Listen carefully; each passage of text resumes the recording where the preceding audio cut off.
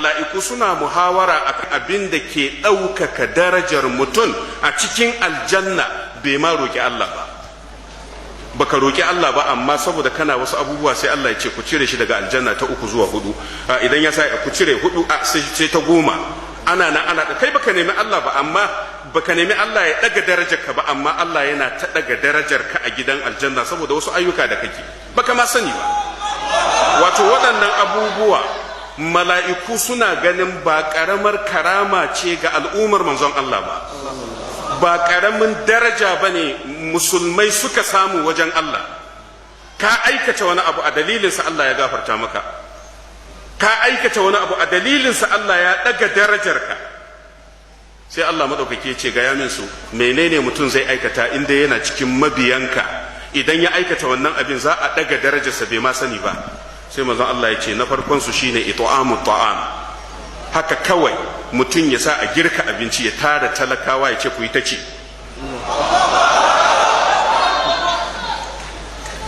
Akwai wanda zaka ga ya mai da shi ɗabi'arsa, akwai wanda na sani duk sati sai ya girka abinci ya raba ma talakawa, akwai wanda ke wata wani a shekara. It'amu ta'am yana da falalan gaske a sunnar manzon Allah. To bare kuma a ce ma watan Ramadan ne, kaga mutum wanda shi ake kira iftarus sa'im, wanda zaka shirya abinci ne saboda mai azumi ya ci. Wannan shine abu na farko. Allah ya ce sai me? Manzon Allah ya ce na biyu linul kalam, mutumin da zai rika faɗin magana mai daɗi, bai faɗin magana da take ɓata ran mutane, sai mai daɗaɗa rayukan mutane. Manzon Allah ya ce duk mutumin da zai faɗi magana mai daɗi, maganar da za ta kwantar da hankalin wani, wannan mutumin ana ɗaga darajarsa a aljanna shi bai ma sani ba.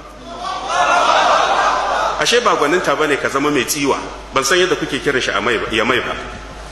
Mutum ya zama mai tsiwa, mutum ya zamanto mai musguna wa mutane, mai kaifin harshe, ba gwaninta bane. Ka zama mutum mai faɗan magana mai daɗi, duk sa'ilin da kalma ta fito daga bakinka kana samun riba a kanta ko kana samun hasara a kanta. Ma yalfidhu min qawlin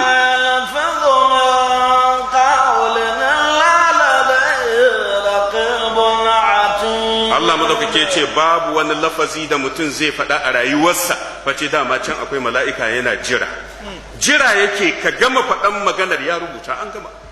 Kar mu ɗauka ita rayuwar nan ita kenan, la wallahi duk abin da muke ana rubuta su, ranar hisabi yana zuwa. Allah ka samu iya riko da sunnar manzonka. Allah madaukake ya ce to naji, sai kuma me? Manzon Allah ya ce was-salatu bil-laili wan-nasu niyam. Mutum ya tashi cikin dare yana sallah lokacin da mutane ke bacci, Allah madaukaki yana sa ana daga darajarsa a gidan aljanna. To ya gama ba da amsa. Dama abubuwa biyu ne mala'iku suke muhawara a kai. Na farkonsu alkaffaratu, na biyunsu raf'ud darajati. Alkaffara shine abin da musulmi zai aikata a dalilinsa Allah ya gafarta masa laifi.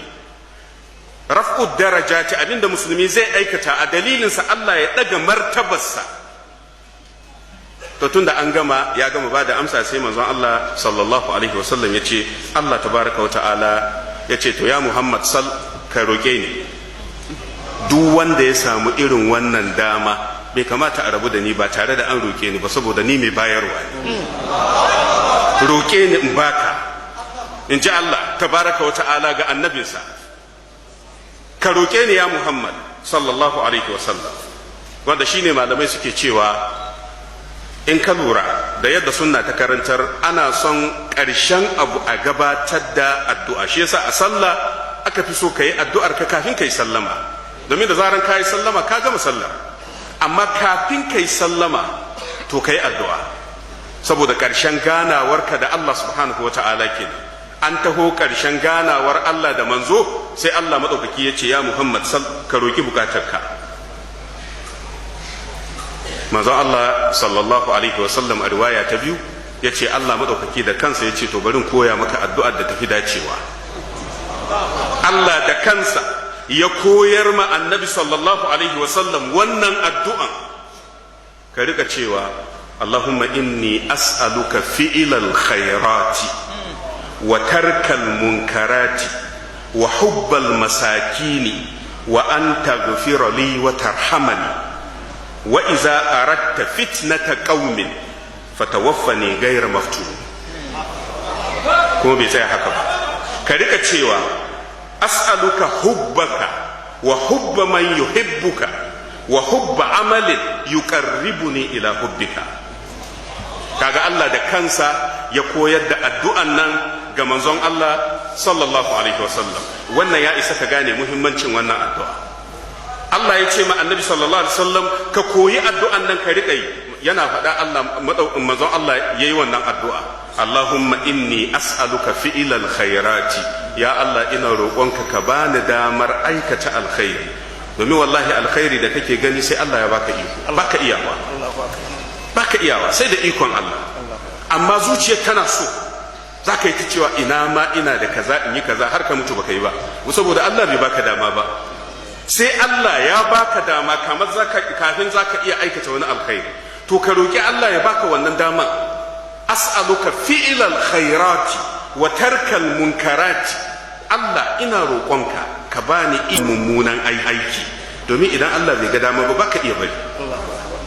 idan mutum yana aikata wani abu mara kyau ya rike wannan addu'a, ana fatan Allah zai raba shi da shi, saboda addu'an Allah da kansa ya koyar da annabi sallallahu alaihi wasallam.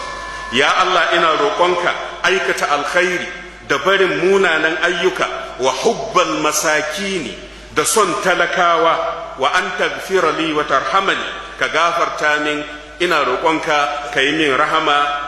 wa iza aradta fitnata qaumi, idan kayi nufin zaka jefa fitina ga wata jama'a, ina roƙonka ya Allah fa tawaffani ghayra maftun, ka amshi raina ba tare da na samu fitina cikin aqidata ba. domin fitina mafi muni ita ce fitinar da za ta raba mutum da imani a ƙarshen rayuwarsa. wannan addu'a Allah ya koyar da ita ga annabi sallallahu alaihi wasallam. yace kuma ka rika cewa as'aluka hubbaka, Allah ina roƙonka ka bani son ka a zuciyata, Allah ka sa min son ka a zuciyata. ba shikenan ba, wa hubba man yuhibbuka, ka sa min son masoyinka, domin son masoyi imani ne. ba karamar musiba bane a samu mutane suna da kiyayya ma juna alhali suna musulmai. mutane suna musulmai a samu suna kin juna, ba karamin musiba bane. son masoyin Allah wallahi ibada ce. Allah yake ce ma annabi sallallahu alaihi wasallam, ka rika roƙona in baka so na, sannan in baka son masoyina, wa hubba amalin yuqarribu ila hubbika, in baka son aikin da zai matsa da bawa har ma ya kai ga samun son Allah subhanahu wa ta'ala. lokacin da annabi sallallahu alaihi wasallam ya iso karshen wannan fa hadisin mu'azu dan jabal ne ya bada labari. mu'azu ibn jabal sahabin annabi sallallahu alaihi wasallam.